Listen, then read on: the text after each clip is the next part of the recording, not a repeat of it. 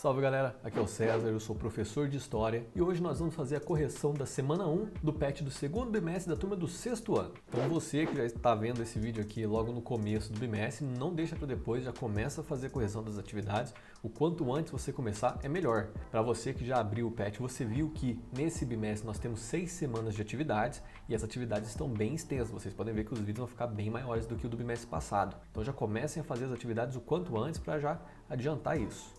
Vamos lá então? Primeira questão. Para compreender a história, é preciso entender alguns conceitos. Explique os conceitos abaixo. Alternativa A, historiador. Esse é um conteúdo que a gente trabalhou muito no bimestre passado, no primeiro bimestre de 2021, então já é algo que vocês estão acostumados. O historiador é aquele profissional que, usando os vestígios deixados pelo homem ao longo do tempo, estuda a presença e ação destes em vários lugares. Então a resposta é o profissional que estuda os vestígios deixados pelo homem ao longo da história. Letra B. Fontes históricas, também muito trabalhadas no bimestre passado, então não tem como vocês terem dúvidas, respostas fáceis. E a resposta, vestígios deixados pelos homens ao longo da história. E como você deve lembrar, esses vestígios podem ser materiais, como objetos, estátuas, fósseis, iconográficos, como pinturas e fotografias, escritas, documentos e livros, e até orais, que são contos e lendas passadas de geração para geração, sendo encontrada aí nos mais variados lugares. Pode ser em arquivos, bibliotecas, museus e tudo mais.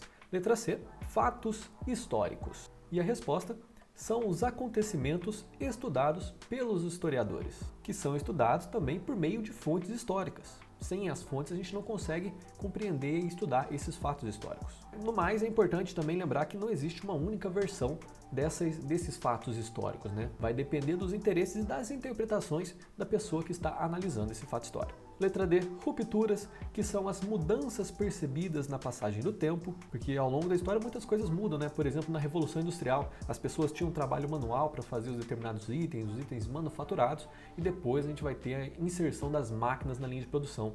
Então os produtos vão passar a ser maquinofaturados. Uma máquina fazia o serviço de 10 homens, por exemplo. E essa é uma ruptura na história.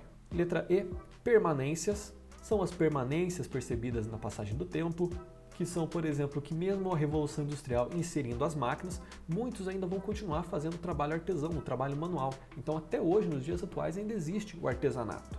Até porque ter uma máquina não é barato, né? Fica restrito ali aos grandes burgueses. Segunda questão, analise quais as semelhanças entre o trabalho do historiador e do detetive. Eu também falei muito sobre isso no bimestre passado, vocês podem ver nos vídeos aí que já estão no canal também. E a resposta, assim como o detetive, o historiador busca por meio de pistas, que são as fontes históricas, entender um fato. E essas pistas podem ser fáceis ou difíceis de encontrar, depende do fato histórico que você quer estudar. Terceira questão, relacione os tipos de fontes históricas com seus exemplos, colocando a letra da primeira coluna correspondente com a segunda coluna.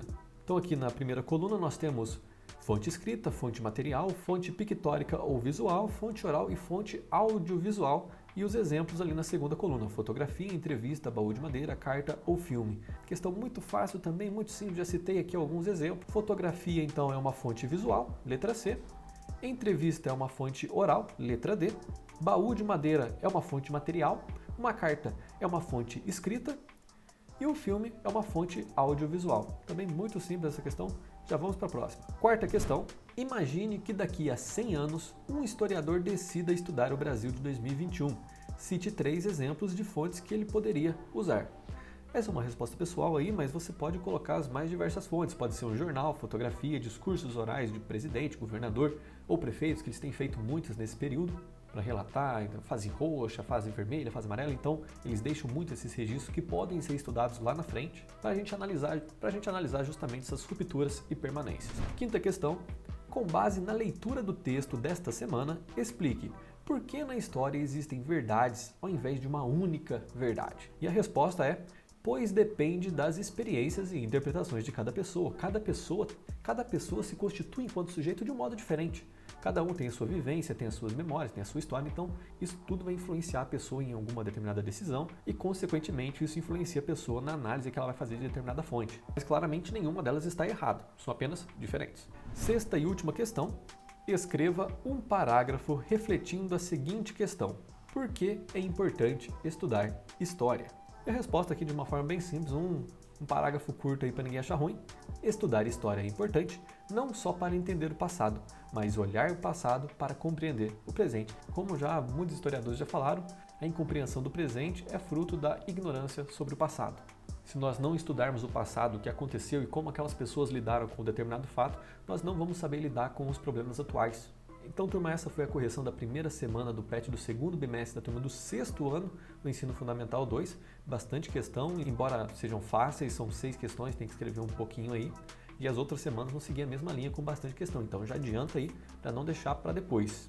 É isso aí, se inscrevam no canal para ficar por dentro das próximas correções e compartilhe aí com os colegas para ajudar o máximo de gente possível. E também tem as minhas redes sociais aí, tem lives todos os dias na roxinha, me segue lá. Valeu!